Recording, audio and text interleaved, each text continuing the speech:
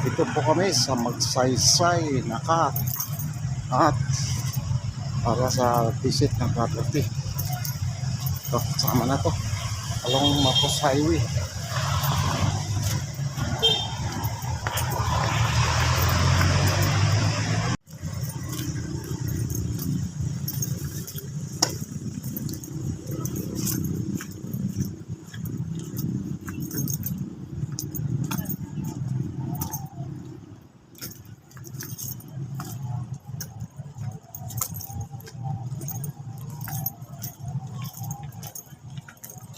Ano tong mga nakatayo, ate? Hindi nakasama yan? Sama pa rin. Ah. May mga structure dito na temporary. Ano ba to? Ah, may bahay.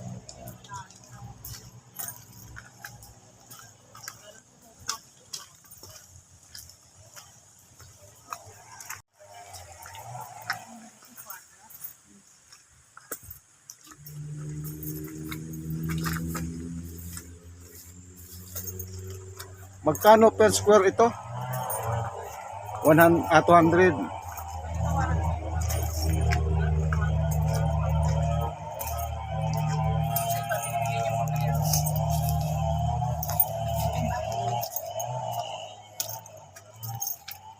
Kamag-anak po niya. Kamag-anak Kapatid. ng owner. May-ari. Kuya, pahanap ka kuya. Saka doon sa Tapos Agos. may ano, back backward na Ah, ano yan? Yung basement. easement. Oh. Di ba yung ilog? Lupa, suka. Doon na lang ang suka nito. Hanggang doon sa taas ng boundary.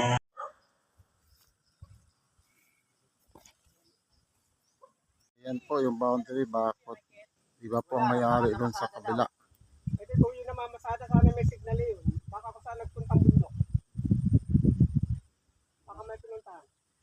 Wala ko yun natin sa bayan. Nakapaglibing. Ito, baka diretso to sa Agos yung likod. Daming tao eh. Ang dito sa western side ay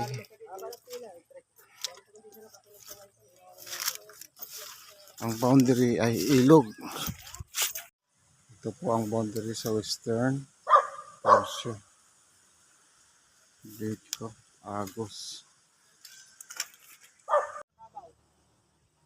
Sa tuktok.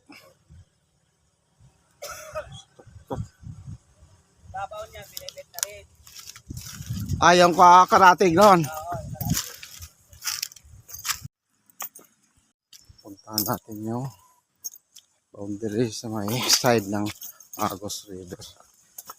On my right side ay tuktok ng bundok. Malapit na daw po ang Agos dito pag dito dumaan. Kaya pag dito malayo.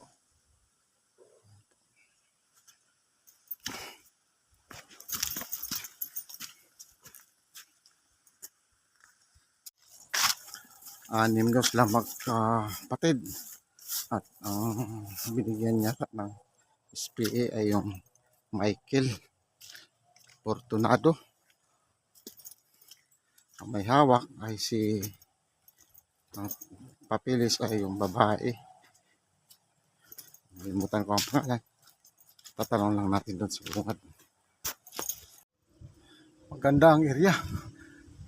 Dahil kahit sa Bagyo ay tago siya. Nasa siya sa ilalim. Tatakpan ng mga bundok.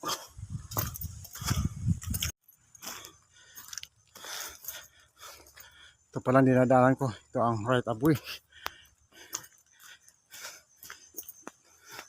Sa kanan ay hindi na kasama ng property.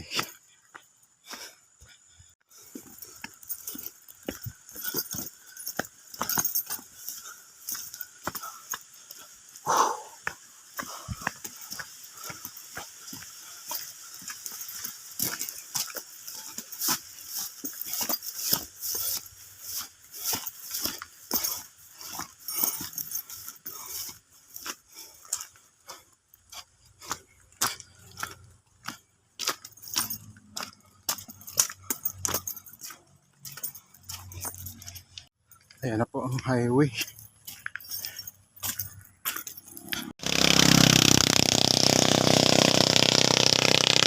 Hanggang checkpoint daw ito. Kaya lang puro puno. Mahirap ito. Ha? 40 ang frontage. 4,000.